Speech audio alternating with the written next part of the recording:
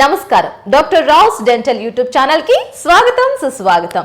మీ అందరికీ తెలుసు డాక్టర్ ఓ నాగేశ్వరరావు గారి గురించి. Senior most dental surgeon. గత 25 సంవత్సరాల నుంచి ఉస్మానియా అండ్ గాంధీ హాస్పిటల్లో చేసిన ఎక్స్పీరియన్స్ ఉంది. అండ్ అలాగే 37 ఇయర్స్ నుంచి అమీర్పేట్ హైదరాబాద్లో ప్రాక్టీస్ కూడా చేస్తున్నారు. మరి ఈ డాక్టర్ రావుస్ డెంటల్ యూట్యూబ్ ఛానల్ని స్టార్ట్ చేయడానికి గల కారణం ఏంటి? ఎందుకంటే సామాన్య ప్రజలకి ఈ దంత పరిజ్ఞానాన్ని అందించడమే డాక్టర్ ఓ నాగేశ్వరరావు గారి యొక్క ముఖ్య ఉద్దేశం అనమాట. మరి ఈరోజు కొన్ని దంత సమస్యల గురించి డాక్టర్ గారిని అడిగి మనం తెలుసుకునే ప్రయత్నం చేద్దాం. నమస్కారం డాక్టర్ గారు. నమస్తే. డాక్టర్ గారు, చిగుళ్ళు ముఖ్యంగా అవి ఆరోగ్యంగా ఉండాలంటే మనం ఏ టైప్స్ ఆఫ్ ఫ్రూట్స్ తినాలంటారు? చాలామందికి ఈ చిగుళ్ళు ప్రాబ్లం ఉండదు. అంటే చాలామంది అడుగుతూ ఉంటారు అన్నమాట, సార్ నా చిగుళ్ళు ఎప్పుడు బ్లీడింగ్ వస్తూ ఉంటుంది, బ్రష్ చేసుకుంటే బ్లీడింగ్ వస్తూ ఉంటుంది, ఏం చేయాలి సార్ అని చెప్తూ ఉంటారు అన్నమాట. అంటే ఈ చిగుళ్ళు గట్టిపడాలి అంటే, చిగుళ్ళు ఆరోగ్యంగా ఉండాలి అంటే మనం ఏం చేయాలి? అసలు చిగురు అనేది ఇట్లా ఈ పింక్ కలర్లో ఉంటుంది, పింక్ కలర్లో ఉండాలి. అంటే ఆరోగ్యంగా ఉన్న చిగురు పింక్ కలర్లో ఉంటుంది. ఏమాత్రం ఇన్ఫెక్షన్ వచ్చినా ఈ ఈ చిగురు కింద భాగం రెడ్డిష్గా మారుతుందన్నమాట. అంటే బ్యాక్టీరియా ఈ చిగురులోనికి ప్రవేశించిందని మనం గ్రహించాలి.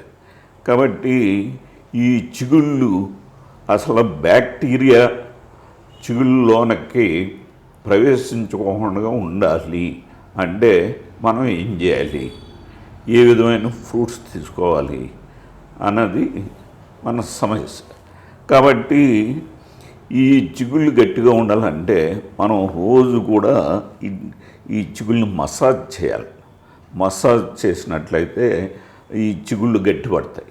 అట్లాగే మనకి ఇప్పుడు కొన్ని విటమిన్ సి, ఈ చిగుళ్ళు గట్టిపడాలంటే విటమిన్ సి ఎక్కువగా లభ్యం కావాలి. అంటే విటమిన్ సి ఉన్న ఫ్రూట్స్ని మనం తీసుకోవాలి.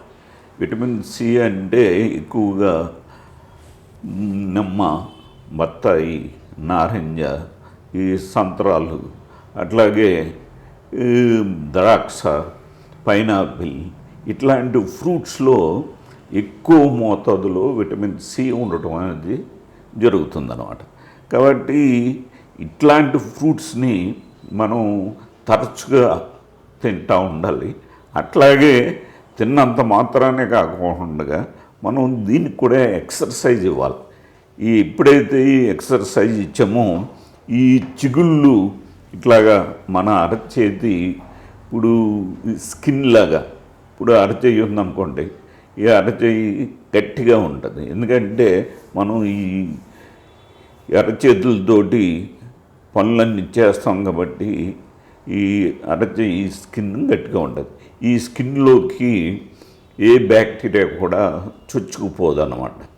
ఇట్లాగా గట్టిపడాలంటే ఈ చిగురు కూడా మనం మసాజ్ అంటే ఎక్సర్సైజ్ ఇచ్చినట్లయితే బాగా ఈ చిగురు కూడా ఈ అరచేతి స్కిన్ లాగా తయారయ్యి ఆటోమేటిక్గా బ్యాక్టీరియా లోన చుచ్చుకుపోదు, మనకి చిగుళ్ళు వ్యాధి రాదు. ముఖ్యంగా లేడీస్లో ఈ చిగుళ్ళు వ్యాధి ఎక్కువగా కనపడుతుంది.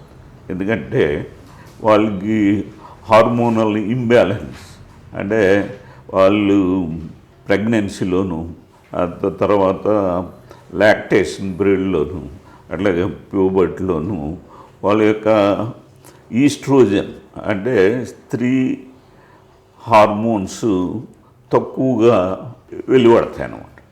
ఇప్పుడు దానివల్ల ఏమవుతుందంటే రక్తంలో ఈ బ్లడ్ వెసల్స్ సంఖ్య తక్కువ అయిపోతుంది.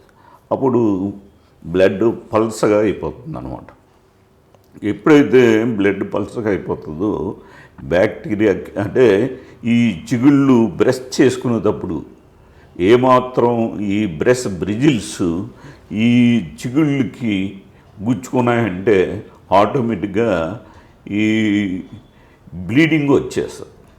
ఎందుకంటే బ్లడ్ పల్స్గా ఉంటుంది కాబట్టి ఆ బ్లీడింగ్ వచ్చిన పాయింట్లోంచి ఈ బ్యాక్టీరియా లోనకి వెళ్ళిపోయి ఈ చిగురుని తినేసి ఈ చిగురు ఎర్రగా మారుతుందన్నమాట.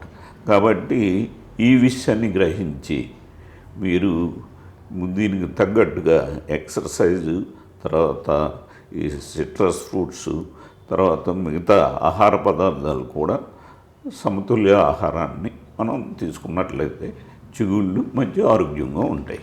సో డియర్ వ్యూయర్స్, ఈ వీడియో కనుక మీకు నచ్చినట్లయితే లైక్ చేయండి, మీకు తెలిసిన వాళ్ళందరికీ షేర్ చేయండి. మా డాక్టర్ రావ్స్ డెంటల్ యూట్యూబ్ ఛానల్ని తప్పకుండా సబ్స్క్రైబ్ చేసుకోండి.